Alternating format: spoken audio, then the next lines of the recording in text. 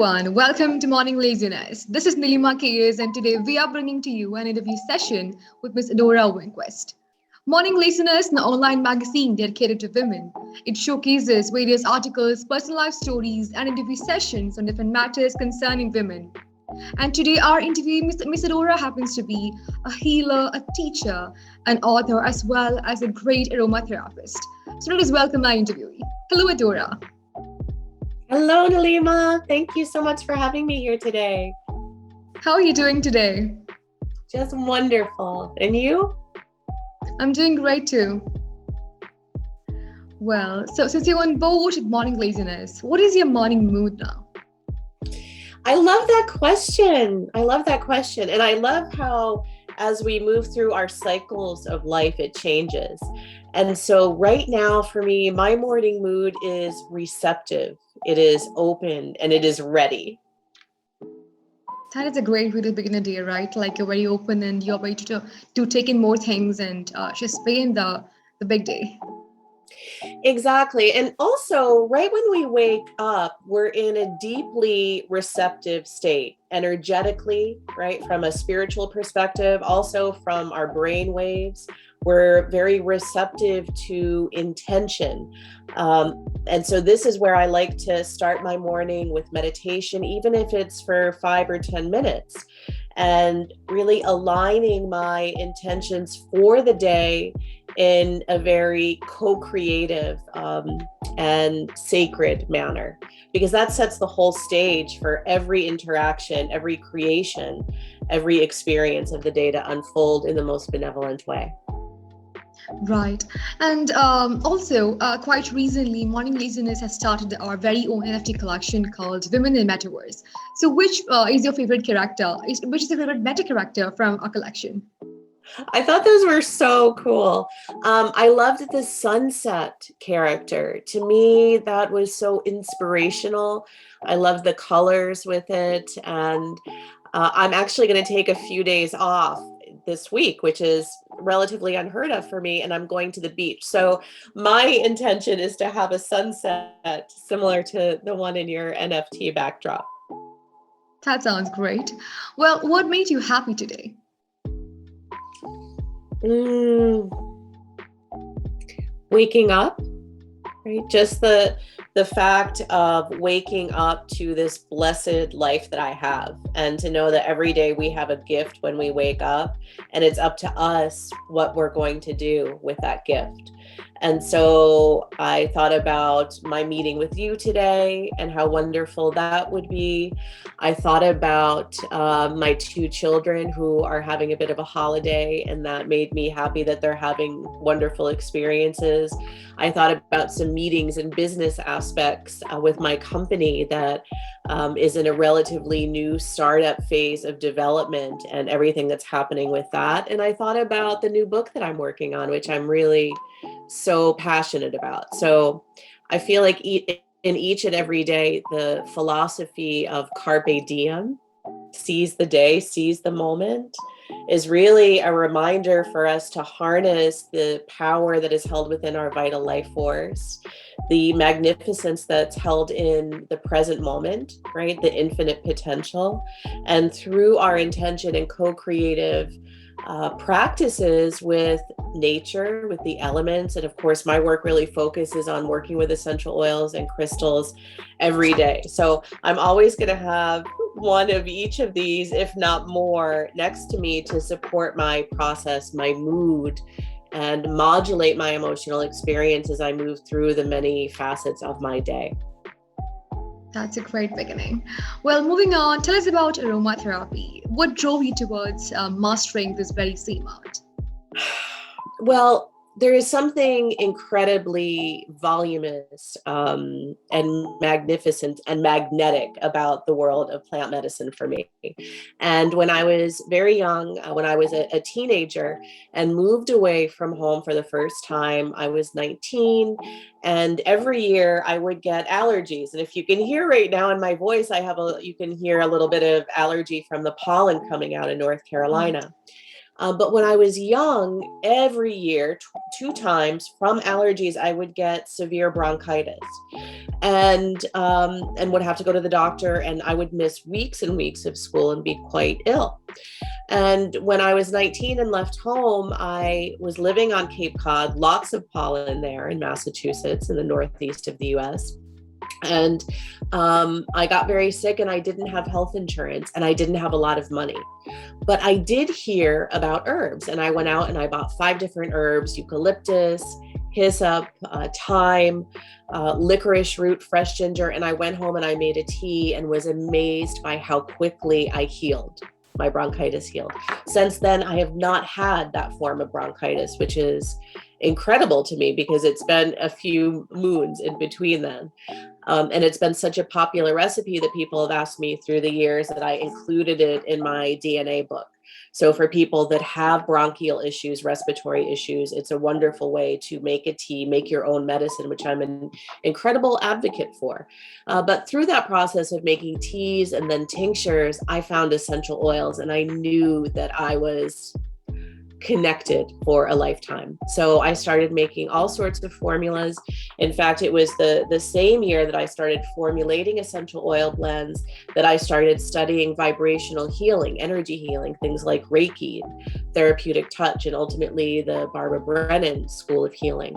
But I was so curious because I could see the profound nature of essential oils and blending them from not only their biochemical effect, right? Their chemical constituents, but also their quintessence, their life force, their vibration. And I thought, well, what would happen if I would create formulas that were also infused energetically, just like a client would come to me and be on my healing table or on the phone or on the Zoom, and that healing frequency and that harmonic resonance could permeate that individual's not just energy field, but emotions and thoughts and physicality. How could that also affect the molecules of the essential oils? And so I've started my first business in 1998, as well as my first healing practice then. And I haven't really looked back since. So I've built a number of brands, a number of businesses, in fact, into a national, global brand. And now the Adora Winquist collection and platform is brand new. It's only 2 years young, and already we've created such inspirational and empowering products and services through that platform for all seekers on their path of awakening, wherever they are on their journey, wherever they are in the world, and wherever they are from an economic standpoint as well. Oh my God, that was truly magical, and it seems like you seem had a very long journey embracing what you love the most about. And I think it's special, right? Those moments when you realize the purpose you're born with, like when you said you felt connected to aromatherapy, and you felt like you were born for this. You were born to make a change through aromatherapy, and you're doing it, in fact, really well. So, talking about the book, DNA, tell us about a mini synopsis of the book DNA, and how did you come about writing the same? Sure. So the book is a co-creative project collaboration with Dr. Lulu Shemek, who is my ally in the plant kingdom. And we created this, it's really a manual, a guide, if you will, a revolutionary guide, because so many of our clients, patients, students would come to us with these patterns that perpetuated, whether they were chronic disease, chronic emotional imbalance, feelings of spiritual disconnection, or ultimately a lack of fulfillment. And so we started to really look at that and see where the common ground was. And so the book, Detox, Nourish, Activate, Plant and Vibrational Medicine for Energy, Mood, and Love, focuses not only on 3 systems of the body, right? The 3 primary systems connected to energy, mood, and love, which are the adrenal system, connecting us to the earth. Of course, love is the heart. connecting into our sacred human heart and our connection with all of humanity.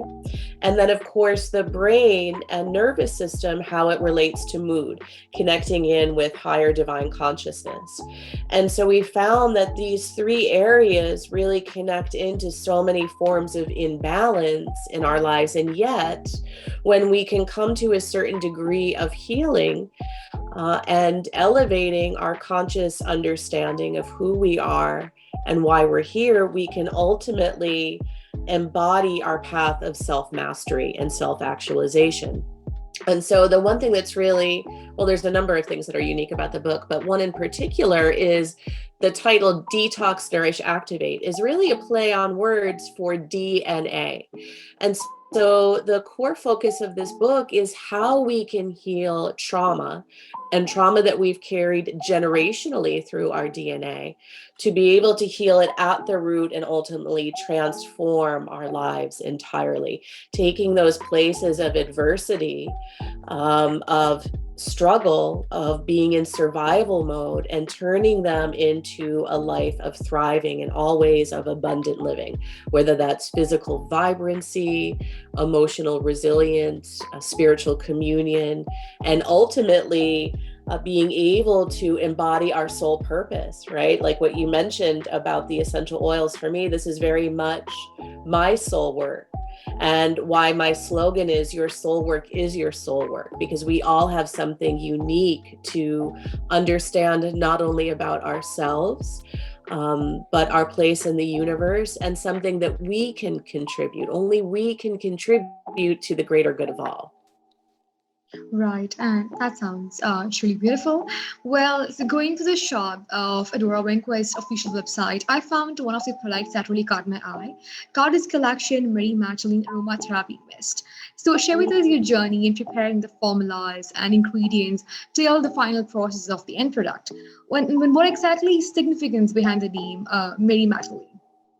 Wonderful. This is one of my favorite topics. In fact, I just, in the process of finishing teaching this meditation series on psychic development. And last week, we worked with the high sense perception of clairaudience, of being able to hear, that's connected to the throat chakra.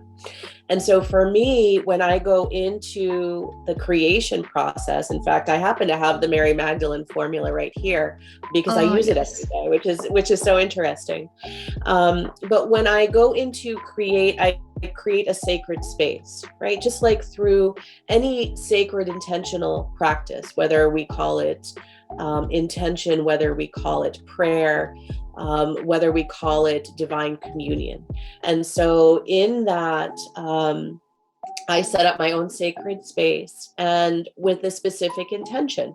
Now, the Mary Magdalene formula, just like all of the other formulas in the Goddess collection, I was asked during meditation to create it. And this has been the case for me through so many years and through so many businesses of creating these products to support the awakening of consciousness of humanity, the elevation of our consciousness, and the healing of all the places within us that we've carried through lifetimes. And so, from the clairaudient perspective, when I sit down to make this formula, I intuitively hear, add 6 drops of spikenard, add 3 drops of cistus. And that is my process. It's almost, it's a, like I said before, co-creation, right? I'm co-creating with the plant kingdom, with the spirits of the aromatic allies.